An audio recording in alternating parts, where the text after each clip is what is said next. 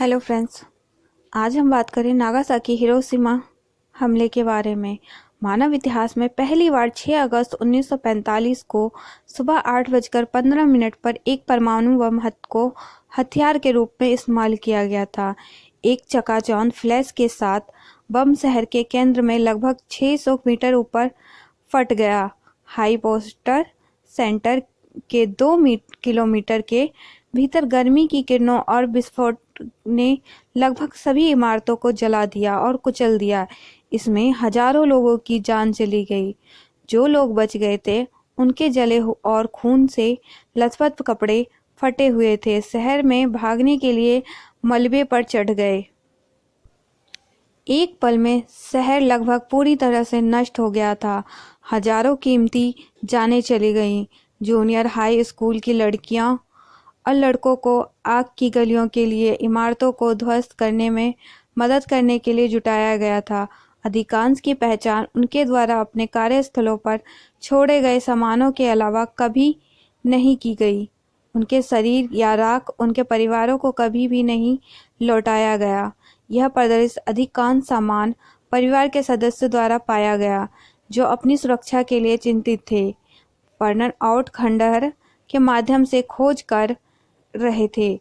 इनमें से प्रत्येक वस्तु मानवीय पीड़ा, शोक या क्रोध का प्रतीक है और चुपचाप हमें इस तरह की तस्दीक की अनुमति देने के लिए फिर कभी नहीं करने की सलाह देती है।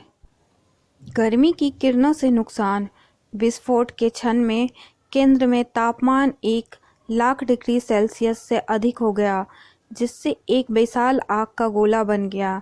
विस्फोट के 1 सेकंड के भीतर यह अपने अधिकतम व्यास 280 मीटर तक बढ़ गया। तेज गर्मी की किरणों ने जबरदस्त नुकसान किया। ब्लास्टों से नुकसान। विस्फोट के समय कई लाख मिलीबार का अत्यधिक उच्च दबाव बनाया गया। आसपास की हवा को हिंसक रूप से बाहर की ओर धकेला गया और एक तीव्र जोरदार विस्फोट हुआ। हाइपोसेंटर में 500 मीटर के दायरे में भी यह 19 टन प्रति वर्ग मीटर की एक विशाल शक्ति का प्रतिनिधित्व करता है।